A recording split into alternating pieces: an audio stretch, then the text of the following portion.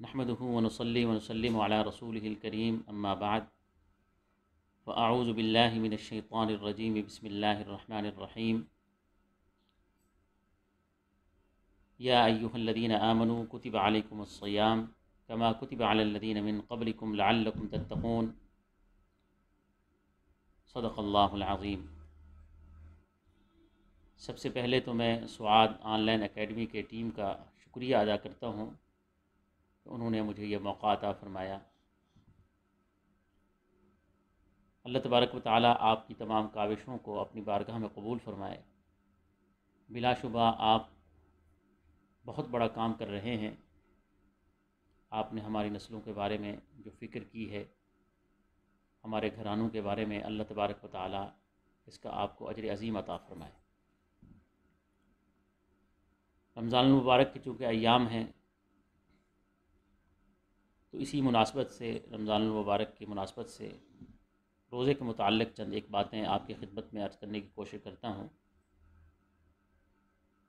اسے روزے کا فلسفہ سمجھ لیں یا روزے کی حکمتیں سمجھ لیں کہ روزہ ہماری زندگیوں میں کون سی تبدیلیاں لاتا ہے، اور یہ ہمارے لیے اللہ کا کتنا بڑا انعام ہے۔ یہ محض یہ چند روزے کی فاقہ کشی نہیں ہے، یا ڈائٹنگ کا بھی نام نہیں ہے کہ انسان یہ سوچ کر روزے رکھ رہا ہو، یا اس کے ذہن میں یہ ہو کہ 30 دن کے روزوں کے بعد اگر میرا آج وزن 90 ہے تو 80 تک لے آنا ہے میں نے۔ تو یہ ڈائٹنگ کورس بھی نہیں ہے اور فاقہ کشی کے ایام بھی نہیں ہیں، بلکہ اس کے پیچھے اللہ تبارک و تعالیٰ کی ایک بہت بڑی حکمتیں پوشیدہ ہیں۔ آج جب یہ ترقی کا زمانہ نہیں تھا، آج سے پہلے، تو اس وقت چونکہ انسانی معلومات بہت کم تھیں، اس وقت بھی جو اس کی فوائد بتائے جاتے تھے اس سے آج بھی انکار نہیں کیا جا سکتا۔ بچپن میں ہم سنتے تھے کہ روزے سے پتہ چلتا ہے، انسان جب روزہ رکھتا ہے تو انسان کو پتہ چلتا ہے کہ بھوک اور پیاس سے کسی کی کیا حالت ہو سکتی ہے۔ اس سے انسان کے دل میں غریبوں اور فقیروں کی ہمدردی پیدا ہوتی ہے، ان کے بھوک کا احساس اس کے دل میں پیدا ہوتا ہے۔ اور یہ سچی بات بھی ہے کہ جب تک انسان خود کسی چیز سے، کسی تجربے سے خود نہ گزرے، اس وقت تک کسی کی تکلیف کا ادراک کا ماحق ہو کسی کو نہیں ہو سکتا۔ تو ادراک تبھی ممکن ہے جب انسان کا خود تجربہ ہو۔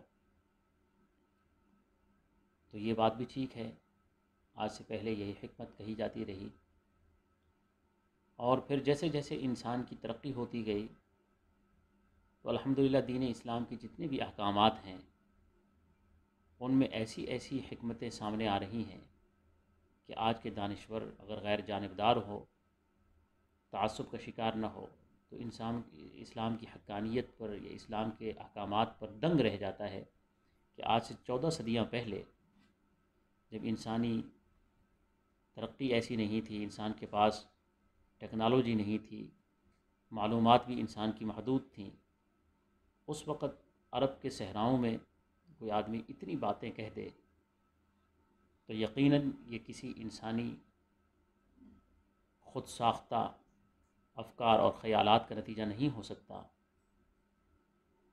تو اس سے قرآن کی حقانیت بھی ثابت ہوتی ہے، رسول اللہ صلی اللہ علیہ وسلم کی صداقت بھی ثابت ہوتی ہے، اور پھر اسلام کا دین فطرت ہونا بھی ثابت ہو رہا ہے۔ اور یہ سلسلہ انشاءاللہ آگے چلتا رہے گا، کیونکہ اسلام نے روز روشن کی طرح واضح ہونا ہے، اور اس پوری کائنات کا جو مذہب ہے ایک دن ایسا ضرور آئے گا کہ اس پوری کائنات پر صرف اسلام کا ہی پرچہ لہرائے گا۔ رمضان المبارک میں جو 2 عبادتیں ہم ایسی کرتے ہیں جس کو خصوصیت کے ساتھ رمضان المبارک کے ساتھ نسبت ہے، ایک رمضان المبارک کا روزہ، اور دوسرا رات کو قیام۔ تو اس کے پیچھے اللہ تبارک و تعالیٰ کی جو حکمتیں پوشیدہ ہیں اس پر میں بات کروں گا۔ پہلے یہ بتانا چاہتا ہوں کہ اللہ تبارک و تعالیٰ نے ہر انسان کو 3 قسم کی قوتوں سے نوازا ہے۔ ایک کو ہم قوت عقلیہ کہتے ہیں، اور ایک کو قوت شہوانیہ کہتے ہیں، اور ایک قوت ہم غضبیہ کہتے ہیں۔ یہ 3 قوتوں کا مجموعہ جو ہے انسان کو اللہ نے عطا فرمایا ہے، اور اپنے آپ میں یہ قوتیں اللہ کی بہت بڑی نعمتیں ہیں۔ اگر یہ نہ ہوں تو انسان کبھی بھی ایک معتدل اور کامیاب زندگی نہیں گزار سکتا۔ ان 3 قوتوں کا ہونا انسان کے لیے بہت بڑی اللہ تبارک و تعالیٰ کی طرف سے نعمت ہے۔ اب دیکھیں، اگر کسی کے پاس قوت غضبیہ نہ ہو تو انسان بے غیرت ہو جائے اور بغیرت بن کر زندگی گزارے۔ قوت شہوانیہ نہ ہو تو انسان کی نسل ہی مفقود ہو جائے، خواہشات ہی انسان کی مر جائیں، جذبات ہی ختم ہو جائیں، احساسات ہی اس کی مٹ جائیں۔ اور اسی طرح انسان کی قوت عقلیہ اگر ختم ہو جائے تو انسان لکیر کا فقیر بن کے رہ جائے۔ جو یہ ترقی ہو رہی ہے علمی، سائنسی، ٹیکنالوجی کی، یہ ساری ترقیاں انسان کو نصیب نہ ہوتی اور انسان صرف جانور کی طرح اپنی زندگی گزارتا، لگے بنتے اصول جو اس کی فطرت کے تقاضے تھے وہی پورا کرتا، کسی قسم کی کوئی ترقی نہ کر پاتا۔ تو یہ تینوں قوتوں کا ہونا اللہ تبارک و تعالیٰ کی طرف سے بہت بڑا انعام ہے، لیکن انعام کے ساتھ ساتھ یہ قوتیں آزمائش بھی ہیں، کیونکہ ان قوتوں کا معتدل رکھنا بہت ضروری ہے۔ اگر یہ قوتیں اپنے حد اعتدال سے تجاوز کر جائیں تو پھر انسان جانور، درندہ اور ہوسناکی میں مبتلا ایک شخص نظر آئے گا آپ کو۔ کسی کی اگر قوت عقلیہ بگڑ جائے، افراط میں ہو یا تفریط میں، اگر اس نے اس کو استعمال ہی نہیں کیا، لکیر کا فقیر بن کے رہ گیا، تو یہ بھی شریعت کے ہاں مذموم ہے۔ اور اگر شریعت کے ہر حکم کو وہ عقل کے ترازو پر تولتا ہے، جو چیز اسے سمجھ میں آتی ہے اسے لے لیتا ہے، اور جو چیز اسے سمجھ نہیں آتی اسے چھوڑ دیتا ہے، تو یہ بھی عقل کے خلاف ہے۔ شریعت کے ہاں یہ بھی مذموم ہے، اسے بھی پسند نہیں کیا گیا کہ ہر چیز جو اس کی عقل میں آئے اسے لے لے، جو عقل سے باہر ہے، اسے سمجھ میں نہیں آ رہی تو اسے وہ چھوڑ دے، عقل پرست بن کے رہ جائے۔ تو یہ بھی شریعت کے ہاں مذموم ہے، اس کا بھی معتدل رکھنا بہت ضروری ہے۔ جہاں عقل کا دائرہ ہے، جو چیزیں حواس خمسہ میں آ سکتی ہیں ان میں عقل کا استعمال ہوگا۔ جو چیزیں حواس خمسہ کے دائرے کے باہر ہیں، ظاہری بات ہے ان کا اطلاق عقل نہیں کر سکتی، پھر اس کا جواب ہم شریعت سے تلاش کریں گے۔ تو اس لیے اس قوت کا بھی معتدل رکھنا بہت ضروری ہے۔ اسی طرح قوت شہوانیہ، اگر انسان اس کو ختم کر دے، جس طرح کہ میں نے پہلے عرض کیا، انسان کی ساری خواہشات ہی ختم ہو جائیں، نسل مفقود ہو جائے، اور اگر اس کو بے لگام چھوڑ دیا جائے تو پھر انسان ایک ہوسناک درندہ بن جائے۔ تو اس لیے اس خواہش کا بھی معتدل رکھنا بہت ضروری ہے۔ اور پھر آخر میں ہے قوت غضبیہ، کہ اگر انسان اس کو ختم کر دے تو پھر ایک بے غیرت اور دیوس بن کے رہ جائے، اپنے گھر کی غیرت اس کی ختم ہو جائے، ایمانی غیرت ختم ہو جائے۔ اور اسی طریقے سے اگر یہ حد سے تجاوز کر جائے تو پھر انسان بغاوت کا شکار ہو جاتا ہے، باغی بن جاتا ہے، بد اخلاق بن جاتا ہے، معاشرے میں فتنہ اور فساد کا سبب بنتا ہے۔ تو ان 3 قوتوں کا معتدل رکھنا بہت ضروری ہے، اور ان کو معتدل رکھنے کے لیے مجاہدات کرائے جاتے ہیں۔ اہل صوفیہ کے ہاں 4 ایسے مجاہدے ہیں جو ان قوتوں کو معتدل رکھنے کے لیے کرائے جاتے ہیں، تاکہ یہ انسان کی یہ قوتیں معتدل ہوں۔ سب سے پہلا مجاہدہ جسے تقلیل طعام کہتے ہیں، یعنی کم کھانا۔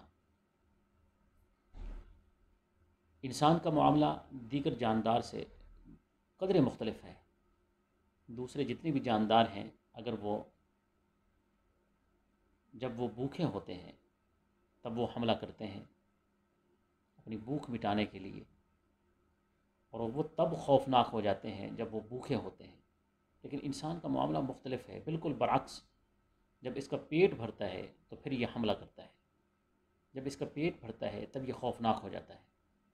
آپ دنیا میں گرد و پیش نظر دوڑائیں تو آپ کو جتنی بھی بھوکی قومیں ہیں ان کی طرف سے آپ کو فساد نظر نہیں آئے گا۔ آپ نے کبھی نہیں سنا ہوگا صومالیہ نے کہیں جا کے حملہ کیا ہو۔ جہاں بھی دنیا میں آپ کو فتنہ فساد برپا کرنے والی قومیں نظر آئیں گی وہ ساری کی ساری پیٹ بھری ہوئی قومیں ہیں۔ تو انسان کا یہ معاملہ عجیب ہے کہ جب اس کا پیٹ بھرتا ہے تو پھر یہ خوفناک بن جاتا ہے، اور اسی طریقے سے انسان کا جب پیٹ بھرا ہوا ہو تو جس طرح دوسری درندگی انسان میں آ جاتی ہے، اسی طرح انسان کی ہوس جو ہے وہ بھی تیز ہو جاتی ہے۔ اس ہوسناکی کو ختم کرنے کے لیے یا اس فطرت کو اعتدال پر رکھنے کے لیے انسان کا بھوکا رہنا بہت ضروری ہے۔ جس طرح کہ ایک حدیث شریف میں آتا ہے کہ ایک صحابی نے اپنی شادی کے متعلق آ کے کہا اور پھر ساتھ یہ بھی بیان کیا کہ میرے پاس نہ گھر ہے نہ کھانے کو کچھ روزگار ہے، تو آپ صلی اللہ علیہ وسلم نے اسے روزہ رکھنے کا مشورہ دیا۔ یعنی قوت شہوانیہ کو معتدل رکھنے کے لیے کم کھانا یہ بہت ضروری ہے۔ اور پھر اس کے بعد آتا ہے تقلیل کلام، کم بولنا۔ یاد رکھیں موجودہ زمانے میں، جس زمانے میں ہم جی رہے ہیں، بہت سی برائیاں ایسے ہیں جو آج ہماری فیشن اور آرٹ بن چکی ہیں، معاشرے کا ایک رواج بنتی چلی جا رہی ہیں۔ ان میں ایک زیادہ بولنا یہ بھی ایک آرٹ بن گیا ہے۔ اس کو فریڈم آف سپیچ کا نام دیا گیا ہے، حالانکہ اسلامی تعلیمات اس کے بالکل خلاف ہیں۔ اسلام تو باقاعدہ یہ کہتا ہے ما یلفظ من قول الا لدیہ رقیب عتید، کہ انسان کوئی لفظ نہیں بولتا کہ اس پر ایک نگران اللہ کی طرف سے مقرر ہے۔ یعنی اسلام پہلے سوچنے پھر بولنے کو ترجیح دیتا ہے۔ اور آج کل کی جو نیا فیشن ہے، انہوں نے جو اپنے نعرے بنائے ہوئے ہیں اس میں یہ جو چاہو بولو، جب چاہو بولو، سب بول دو۔ ہماری جو مختلف موبائل کمپنیاں ہیں ان کے جو نعرے ہیں کمرشلز میں جو استعمال کیے جاتے ہیں، جو چاہو بولو، دل کھول کے بولو، تو اس قسم کے نعروں نے انسان کو بہت زیادہ بولنے پر ایک فیشن کے طور پر، ایک آرٹ کے طور پر اسے متعارف کرایا ہے، اور پھر انسان بولتا ہی چلا جا رہا ہے۔ اور یہ بھی قوت عقلیہ جب اپنے اعتدال میں نہیں رہتی، افراط میں ہو یا تفریط میں ہو، انسان بالکل جاہل ہو، اپنی عقل کو استعمال نہ کرتا ہو، تو وہ بھی اس کا شکار ہو جاتا ہے۔ آپ کو جاہل آدمی بہت زیادہ بولنے والے ملیں گے، اور اسی طریقے سے جو آدمی پڑھ لکھ کر اپنے آپ کو 4 کتابیں پڑھ لینے کے بعد اپنے آپ کو بہت بڑا افلاطون سمجھنے لگتا ہے، تو اس کو بھی یہ بیماری لگ جاتی ہے۔ ہمارے ایک بزرگ استاد تھے وہ کہا کرتے تھے جس طرح لوگوں کو سلسل بول کی بیماری ہوتی ہے، اسی طرح بعض لوگوں کو سلسل قول کی بیماری لگ جاتی ہے۔ بہت زیادہ بولنا یہ قوت عقلیہ کے غیر معتدل ہونے کی دلیل ہے۔ اور پھر یہ بہت زیادہ بولنا صرف یہ عام سی بات نہیں ہے، بلکہ اس کے پیچھے بہت بڑے فتنے بھی چھپے ہوئے ہیں۔ آفات اللسان کے موضوع پر آپ پڑھ کے دیکھ لیں کہ قیامت کے دن، ایک حدیث شریف کا مفہوم ہے، قیامت کے دن جو چیز انسان کو جہنم میں لے جانے والی ہوگی، ان میں سر فہرست جو چیز ہے وہ زبان ہے۔ زبان کا غلط استعمال جو ہے انسان کو ایک لمحے میں اس کی ساری عبادتوں کو جلا کر خاکستر کر دیتا ہے۔ اس لیے یہ ایک مجاہدہ کرایا جاتا ہے کہ انسان نہ بولے، کم سے کم بولے، اس مجاہدے کو تقلیل کلام کہتے ہیں۔ پھر اس کے بعد تقلیل اختلاط مع الانام، لوگوں سے کم ملنا جلنا۔ جس طرح کہ میں نے پہلے عرض کیا کہ بہت ساری برائیاں آج ہمارے فیشن اور رواج بن چکی ہیں، اسی طرح پبلک ریلیشن کے نام سے لوگوں اپنے تعلقات وسیع بنانے کی ایک کوشش اور جستجو یہ ہر انسان کے اندر اب آنے لگی ہے۔ انسان اپنے تعلقات وسیع سے وسیع بنانا چاہتا ہے، اور اس تعلقات کے پیچھے یہ نہیں ہے کہ وہ اس کے تعلقات کے پیچھے کوئی خیر خواہی کا جذبہ ہو، انسانی ہمدردی کا جذبہ ہو، بلکہ اس تعلقات کے پیچھے جو چیز چھپی ہوئی ہے وہ یہ ہوتی ہے کہ موقع پر ان سے کام نکلواؤں گا۔ تو اس لیے تعلقات بڑھانے کے چکر میں ہر انسان لگا ہوا ہے۔ کسی کے 5,000 فرینڈ ہو گئے ہیں، کسی کے فالوورز اتنا ہو گئے ہیں، تو اس کے پیچھے یہی چیز ہے کہ تعلقات زیادہ سے زیادہ بنائے جائیں، اور اس سے بھی بہت سارے جو خرابیاں ہیں وہ پیدا ہوتی ہیں۔ تعلقات جو اس بنیاد پر قائم ہوں وہ دائمی نہیں ہوتے، بلکہ ہمیشہ نقصان کی طرف لے جانے والے ہوتے ہیں۔ ایسی دوستیاں دشمنیوں میں بدل جاتی ہیں، ایسے تعلقات ہمیشہ ٹوٹ جاتے ہیں، بلکہ اس بنیاد پر بنے ہوئے رشتے بھی وہ قائم نہیں رہ پاتے۔ جو اس بنیاد پر آپس میں دو خاندان آپس میں رشتہ کرتے ہیں، ایک دوسرے کی دولت کو دیکھ کر یا دنیاوی کوئی مفاد یا کسی کے عہدے کو دیکھ کر، تو وہ رشتے بھی قائم نہیں رہ پاتے۔ تو اس لیے یہ بھی ایک مجاہدہ کرایا جاتا ہے جسے تقلیل اختلاط مع الانام کا نام دیا گیا ہے، اور یہ اصل میں قوت غضبیہ کو معتدل رکھنے کے لیے۔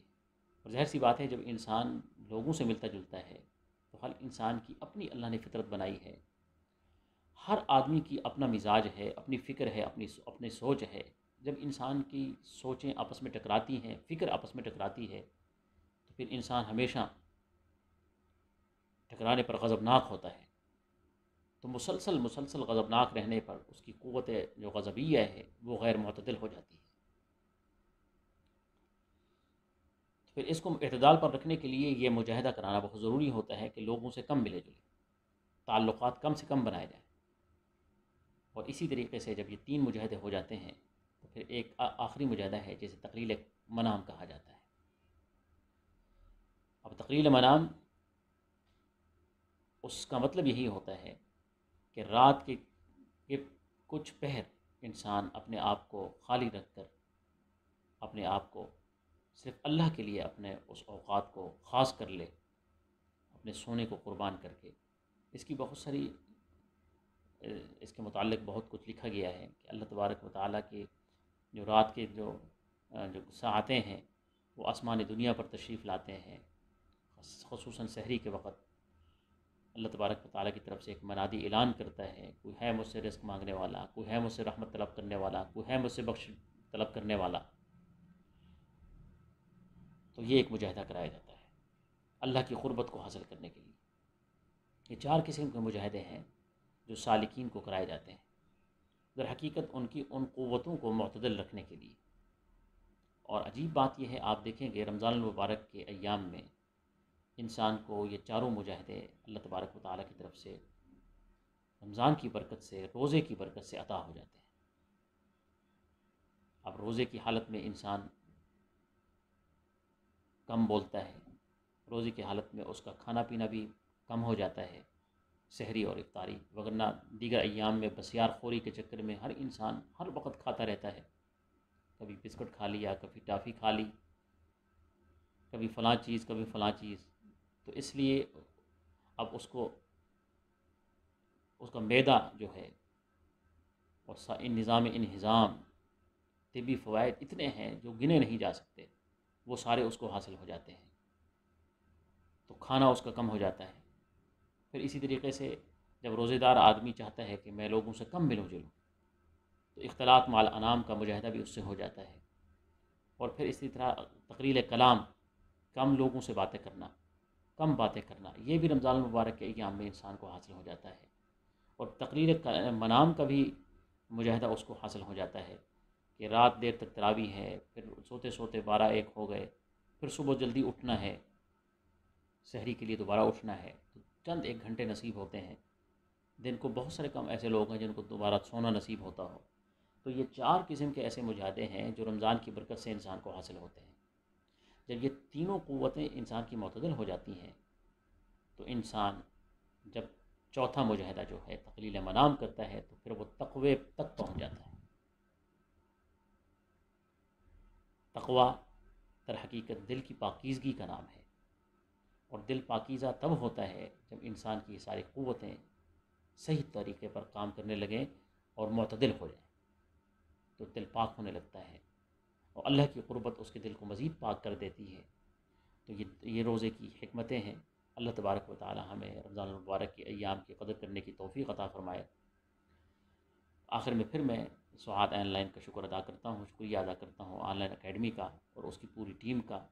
اللہ تبارک و تعالیٰ ان کی تمام کاوشوں کو اپنی بارگاہ میں قبول فرمائے، اور ہمیں بھی یہ ہمت عطا فرمائے کہ ہم آپ کے نقش قدم پر ہم بھی چلیں۔ اللہ تبارک و تعالیٰ، میں آخر میں دعاؤں کی درخواست کے ساتھ اجازت چاہتا ہوں۔ والسلام ورحمۃ اللہ وبرکاتہ۔